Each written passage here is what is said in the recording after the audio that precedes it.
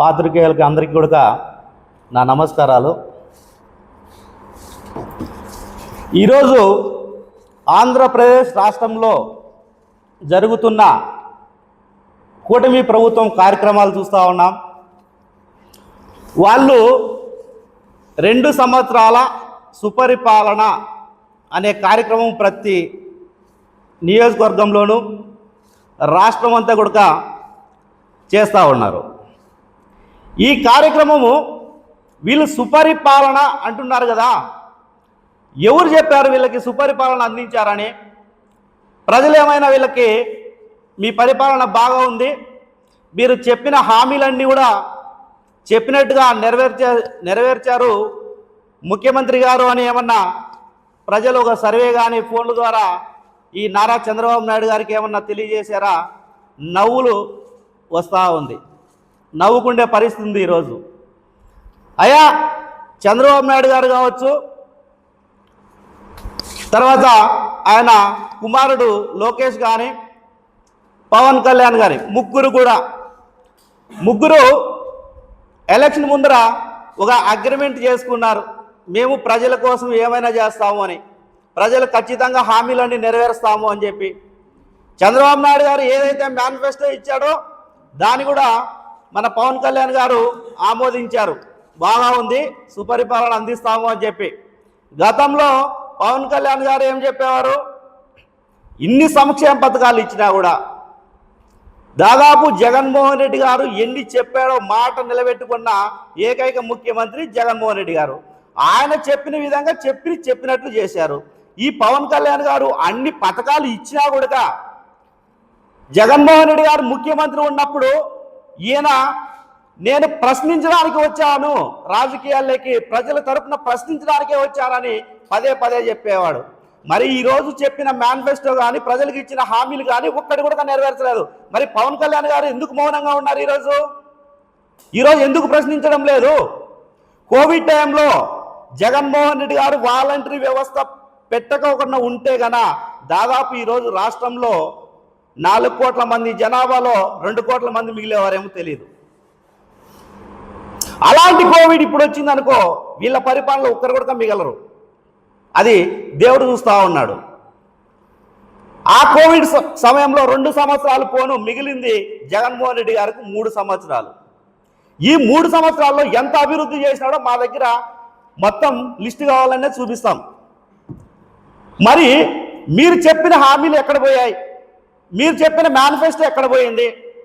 50 సంవత్సరాలకు దళితులకు పెన్షన్ అన్నావు, దళితులకు వెన్నపోటు పొడిచావు, దళితులను మోసం చేశావు. ఈరోజు ఆ పెన్షన్ మాత్రం ఇవ్వడంలే. ఆ వెన్నుపోటు పొడిచి ఎప్పుడైతే నువ్వు ముఖ్యమంత్రి అయినావో నీ మేనిఫెస్టో చించి పక్కన పడేసేసావు. మరి లాండ్ ఆర్డర్ ఈరోజు దళితులపైన జరుగుతున్న అఘాయిత్యాలు కావచ్చు, దౌర్జన్యాలు కావచ్చు, భూ దోపిడీలు కావచ్చు, దళితుల భూములు ఎక్కడ చూసినా లాక్కుంటున్నారు. మరి లాండ్ ఆర్డర్ ఎక్కడ పోయింది?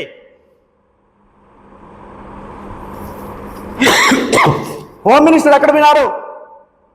నిన్న పొరపాటున ఏదో ఒక మాట అన్నారు గుడివాడ అమర్నాథ్ గారు. ఆ మాట అనేదానికి లాండ్ ఆర్డర్ కాపాడుతూ ఉంది. ఒక గౌరవ ప్రధానమైన హోం మంత్రి పదవిలో ఉంది, ఆమెను ఇలా మాట్లాడచ్చా అంటున్నారు. మరి ఈ హోం మంత్రి ఇంతవరకు దళితులపైన జరిగిన అఘాయిత్యాలు కావచ్చు, మహిళలపైన జరిగిన అఘాయిత్యాలు కావచ్చు, వీటికి ఏ రోజైనా నోరు విప్పిందా?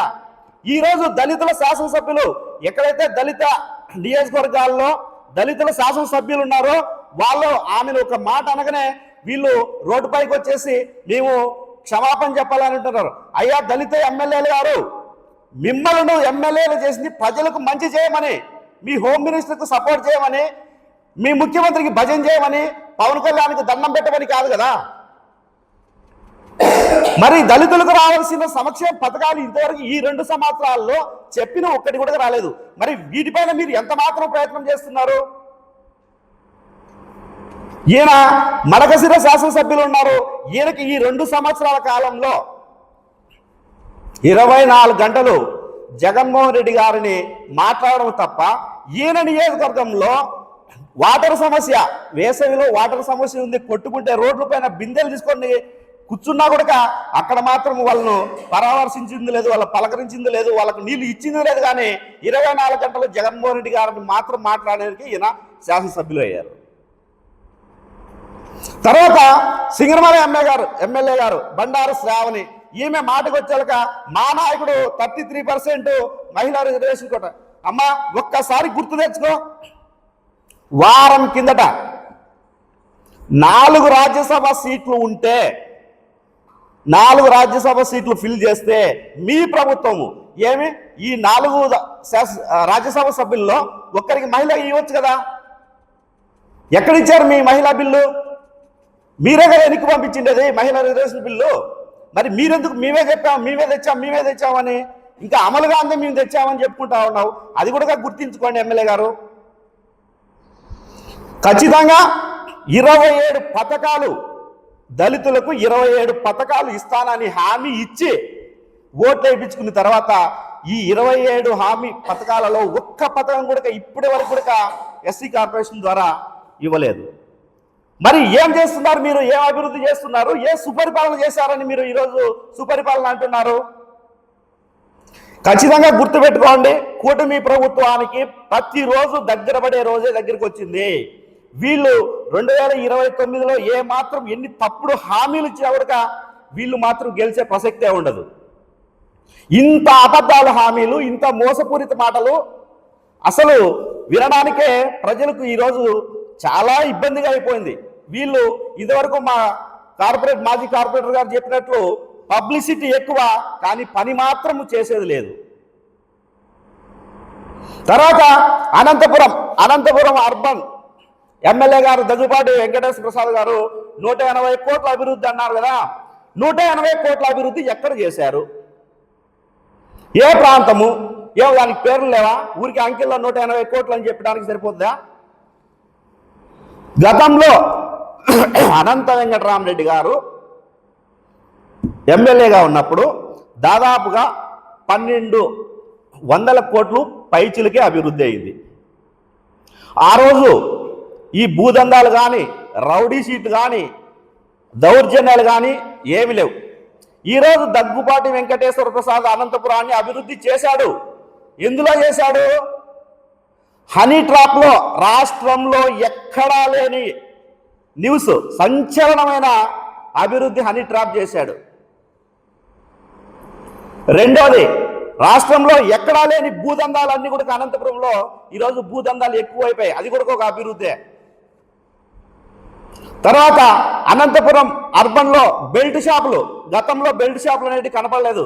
ఈరోజు రాష్ట్రంలో ఎక్కడా లేని విధంగా అనంతపురంలో బెల్ట్ షాపులు, ప్రతి వీధిలో ఒక బెల్ట్ షాప్ ఉంది. ఇది కూడా చాలా అభివృద్ధి చేశాడు. ఇవి అభివృద్ధి చేశారు. రేపు మీరు సుపరిపాలన చెప్పుకునేటప్పుడు కూడా ఇదే చెప్పుకోండి మీ అభివృద్ధి గురించి. కానీ 180 కోట్ల అభివృద్ధి చేశాము, అది చేశామంటే దానికి లెక్కలు మాత్రమే చెప్తారు, కానీ ఏ ప్రాంతంలో చేసినారు దానికి మాత్రం ఉండదు. కాబట్టి ఈ మాత్రమే చెప్పుకోవాల్సిందిగా, ఇంకోసారి మీరు అభివృద్ధి గురించి మాట్లాడేటప్పుడు క్లియర్గా మాట్లాడండి. గతంలో అనంత వెంకటరామరెడ్డి గారు చేసిన అభివృద్ధి ఈరోజు ప్రజలకు కనపడతా ఉంది. ఏం మాటలేం కాదు. ఎవరు పోయినా, రోడ్లు పోయినా, ఎక్కడ తిరిగినా కూడా, ఏ కాలువ చూసినా, ఏ రోడ్డు చూసినా మనం నడుస్తూ ఉన్నాం, తిరుగుతూ ఉన్నాం కదా, అందరి కళ్ళకు కనపడతాయి. ఎవరు అభివృద్ధి చేశారు, ఎవరు మాటలు చెప్తూ ఉన్నారు అనేది ప్రజలు గమనిస్తూ ఉన్నారు. కాబట్టి ఈ కూటమి ప్రభుత్వం చేసిన మోసాలు కానీ అన్నీ కూడా ప్రజలు దృష్టిలో పెట్టుకొని మీరు ఆలోచించాలని తెలియజేస్తా ఉన్నాను.